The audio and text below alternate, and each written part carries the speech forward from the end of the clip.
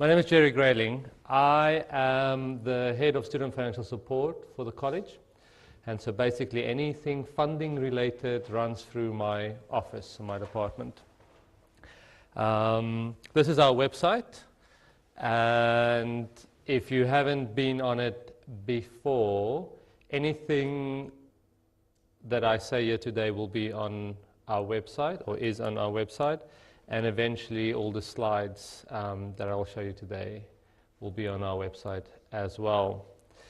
So I just wanted to show you, if you go to our postgraduate page, there's quite a bit of information about tuition fees, which I won't cover today. And every single course has a different tuition fee based on the course information and requirements, such as field work and things like that. So I'm not going to cover that because that's another presentation in its own. And then there will be some information on our website about all the different funding opportunities that I'll speak about now.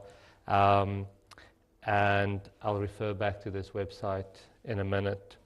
Okay.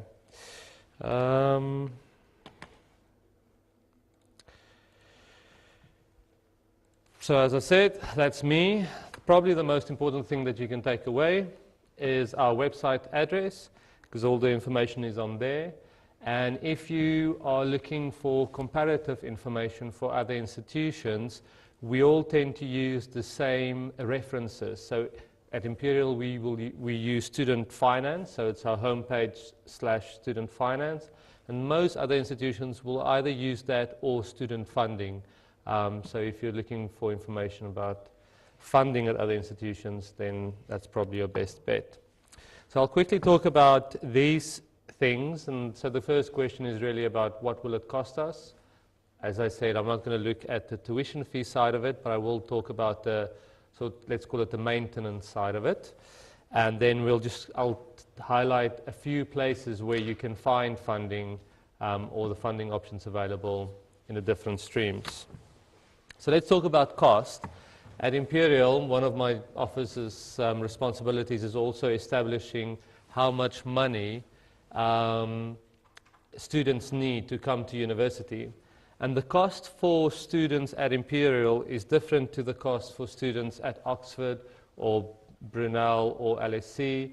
And the reason for that is just that inner London is more expensive, for example, than Oxford in terms of accommodation. Travel costs is more expensive. We don't have a closed campus. So all of those things have been incorporated in this assessment. And then some of this information is based on research done by Which and Money Supermarket and other institutions that spend a lot of money and time focusing on this type of research. So again, for postgraduates, we're looking at the 52-week column. So at Imperial, we're saying that you should be looking at an amount of 14,700. We have students who survive on less, who manage their studies with less, but at Imperial, we think that that's a reasonable amount. So there are really 4 types of funding streams for postgraduate funding. One, obviously, the self-funding element. Research councils are available, funding is available for home and EU students, and I'll speak a little bit more about that. I'll speak about private sector funding, and then I'll speak about institutional specific funding for these purposes. So if we look at home and EU students, there's no comparable funding stream from Student Finance England or Wales or any of those bodies for postgraduates as is for undergraduates. I'm sure you are aware of that. So we have to look at other funding streams. So let's talk about government funding first, talking here about research councils. So that funding is available, as I said, for home and EU students. For EU students, only the tuition fees element of the funding will be covered. And for home students, it's the maintenance elements, let's call it a stipend for your living cost, as well as the tuition fees element, depending on what type of funding you get. I'll provide some information of where you can find reference information at the end of at the last couple of slides. The second government or sort of private funding option is a career development loan, and you can go to banks and borrow up to £10,000 to supplement or to fund your studies. That will obviously not be similar to Student Finance England, where there will be a commercial interest rate associated with your time that you've taken out to study. But again, it's less than the commercial rate, but it is more than the Student Finance England. And again, our website has information about that. And then the bit that I can talk about much more is sort of the Imperial element or the institutional funding element. And at Imperial, we have two types of funding, really. So we have department-specific funding. And on our website, if I show you here, we have a whole website full of information per department. So at Imperial, or at institutions, we have money that's associated either with an academic, so they have a specific research area and there's funding associated with that research area, or we have funding associated with a department or a faculty. And so it's really important that you visit their specific websites, if, for example, the maths department, and go look at the funding opportunities available and liaise with either the academic associated with that funding or the department administrator. All of their contact details on the websites. So that you can have that conversation in terms of where your interest of research lies and whether that's compatible with a academic already at Imperial or a research stream already at Imperial. Except for department-specific funding, we also have, and this is true for, I know I'm talking about EU and home students, but institutional funding is really available for international students as well, for all students. Imperial doesn't specify students, funding for students, unless it is, for example, a research council that part funds an award or something like that. But generally, it's open to all students. Apart from department-specific funding, we also have sort of cross-college awards, which is managed by my department. And that's where an award is made on academic merit solely, irrespective of academic field. So regardless of whether you study maths or chemistry or engineering, you are considered for this award. And I'll talk a little bit about the types of awards there, because we have a few specific ones. And then, as I said, for international students, in addition to everything that I've said so far, for international students and home and EU students, we can also look at private sector awards. So that's where, for example, you're interested in petroleum engineering, and Shell or BP or some other institution already does research in that field. Imperial has quite a lot of industry links, and we have some collaboration with those institutions, and it might be that they, if your research field is in line with theirs, want to fund you. So it's always important to remember who are the institutions in the world, the private sector institutions, that are doing what you're trying to research or are in the field of what you're trying to research. And then for international students, we have a whole international office, and they source their own scholarships or scholarships specific for international students, and there's some information available on the international office website.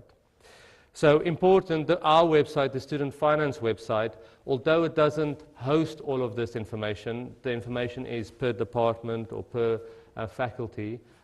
We generally have links to all of that information on our website. So as a starter point, it's probably good for you to go to our website and then filter through to the appropriate links. So at Imperial, we have PhD studentships, and that is similar to the department awards that I showed you. And again, the important thing that I want to tell you is go to the department-specific website and find out who the either administrator or the supervisor, the academic associated with that funding is, and liaise with them so that you can build, one, a relationship, but two, find out whether there is actually scope for your research to be funded through the funding available either by the department or the faculty. Okay. And then the second thing, which is not new, but it's, we've spent a lot of time and effort and money to make sure that Imperial has a financial stream that matches the academic excellence side of the institution. So this year, I hope that all of you have gone to the Queen's Tower rooms, to where all the stalls are, and spoken to the admissions and student finance people, because you should have had quite a lot of, or seen quite a lot of these leaflets. And it really tells you about the Imperial College PhD scheme. And so what the scheme is all about, I won't give you a lot of information about it because there is a lot. But what it's about is identifying the best students out in the world and making sure that we offer them the financial side of it, so that they can basically just worry about the academic side, so that they can focus on sort of the academic side of the funding. So the Imperial Scholarship Scheme is really for the top 50 students that show tremendous academic excellence, and we are really talking about a first undergraduate, first master's, or a very high master's, and then an appropriate research field. That's open to all students, from all nationalities, from all academic fields. Imperial really just wants to focus on providing financial support to the best students out there. And then except for this scholarship, we also have other scholarships that, again, is on our student finance website. And we notify students, as soon as you apply, we notify you of those funding options available alongside the PhD scholarship scheme. You can do all the planning in the world, and then once you get to Imperial at university, things happen, and life gets difficult. Your boiler breaks and your house floods, and you don't have resources to cover those type of costs. So at Imperial, we really do focus, or try to focus, on making sure that students manage their time on the things that they should manage it on, which is really the academic side of things. We don't want you to focus too much on the finance side of it, because that's not necessary. That's not why you're here. So once you're here and things go a little bit awry, we have funds and processes available to make sure that if you get in trouble or in financial difficulty, that we can help you. Again, hold your hand through that process, so that you don't miss out on the opportunities that really Imperial offers students. And that's available to home and overseas students. And that's really most of what I want to say today. There are some links there, and I think for your purposes, it's probably the PhD funding link will probably be most appropriate for you. All the information is on there. I've specifically not given you too much information because there's no point. You will go and research and find out, and all our contact information is there. And we can really go into a lot of detail in your specific situations if you contact us and liaise with us.